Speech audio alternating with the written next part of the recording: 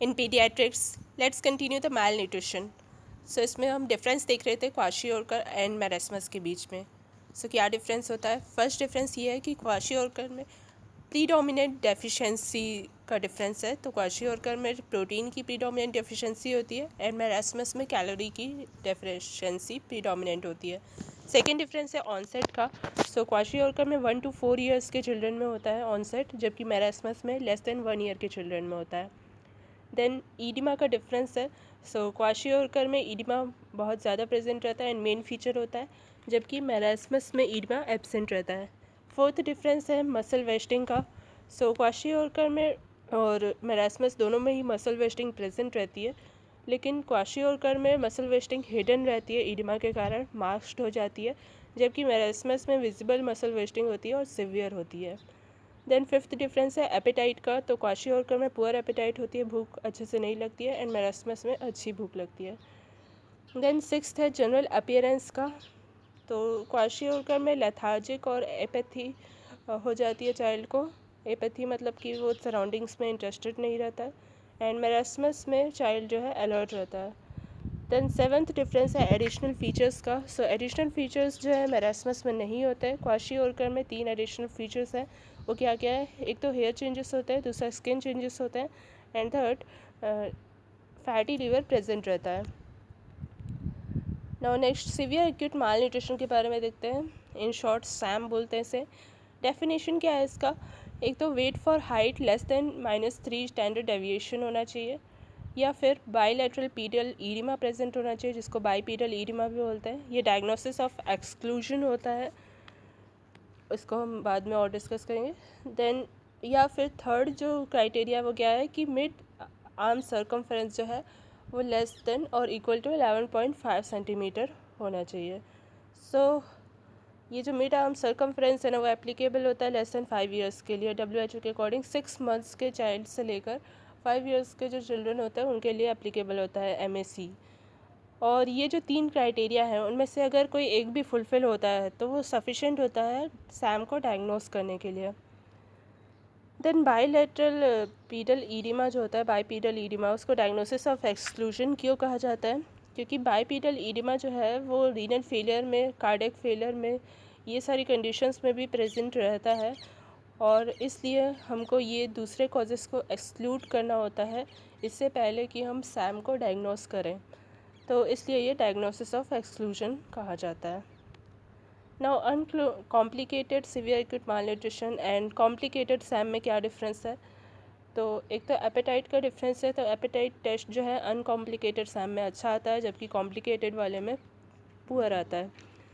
Then second difference है generalised ईडिमा का, जिसको एनासार का भी बोलते हैं। ये अनकॉम्प्लिकेटेड में एब्सेंट रहते हैं, जबकि कॉम्प्लिकेटेड सैम में प्रेजेंट रहते हैं एनासार का। Then medical complications uncomplicated SAM में एब्सेंट रहता है एंड कॉम्प्लिकेटेड सैम में प्रेजेंट रहता है। एंड मैनेजमेंट जो है अनकॉम्प्लिकेटेड सैम का होम मैनेजमेंट किया जाता है सुपरविजन में, जबकि कॉम्प्लिकेटेड सैम का हॉस्पिटल एडमिशन किया जाता है चाइल्ड का। नाउ होम मैनेजमेंट कैसे किया जाता है सैम में? एक तो न्यूट्रिशन दिया जाता है, तो 175 किलो कैलोरी पर केजी पर डे दिया जाता है, प्लस 4 to 6 ग्राम प्रोटीन दिया जाता है per kg per day. Then home based diet दी जाती है, या फिर RUTF दिया जाता है, that is ready to use therapeutic food दिया जाता है। और ये इसमें क्या होता है, ऑयल बेस्ड होता है ये, जो कि शुगर से बना होता है, मिल्क सॉलिड से बना होता है, पीनट पेस्ट रहता है इसमें, और साथ में वेजिटेबल ऑयल रहती है। तो ये सारी चीज़ों से RUTF बना होता है। न्यूट्रिटिव वैल्यू क्या होती है RUTF की? 543 किलो कैलोरी होती है, प्लस 15 ग्राम इसमें प्रोटीन रहता है पर 100 ग्राम में। एंड इसको स्टोर किया जा सकता है अनरेफ्रिजरेटेड, बहुत महीनों तक स्टोर किया जा सकता है, मैनी मंथ्स के लिए। ये इसका मेन एडवांटेज है। देन और क्या दिया जाता है होम मैनेजमेंट में? और क्या करते हैं, एक तो एंटीबायोटिक देते हैं, तो उसमें ओरल एमोक्सिसिलिन देते हैं, 5 दिन तक देते हैं। एंड सेकेंड डीवॉर्मिंग करते हैं, तो डीवॉर्मिंग के लिए अल्बेंडाजोल का सिंगल डोज दिया जाता है। एंड ग्रेटर देन 2 ईयर्स के चाइल्ड के लिए 400 mg का डोज दिया जाता है, जबकि लेस देन जो 2 ईयर्स के चाइल्ड होता है उसके लिए 200 mg दिया जाता है। नाउ थर्ड विटामिन A का डोज दिया जाता है, तो ये लेस देन 6 मंथ्स के चिल्ड्रन के लिए 50 के इंटरनेशनल यूनिट होता है, मतलब 50,000 इंटरनेशनल यूनिट। 6 to 12 मंथ्स के चाइल्ड के लिए होता है 1 लाख इंटरनेशनल यूनिट्स, जबकि ग्रेटर दैन 12 मंथ्स के चिल्ड्रन के लिए होता है 2 lakh international unit. Then fourth इसमें क्या किया जाता है, एज अप्रोप्रिएट वैक्सीन भी लगाई जाती है। सो होम मैनेजमेंट इन सैम में 4 A's को हम याद कर सकते हैं। तो 4 A's में क्या आ गया, एक तो एमॉक्सिसिलिन, दूसरा अल्बेंडाजोल, तीसरा vitamin A and fourth age appropriate vaccine. तो ये सारी चीज़ें होम मैनेजमेंट में होती है।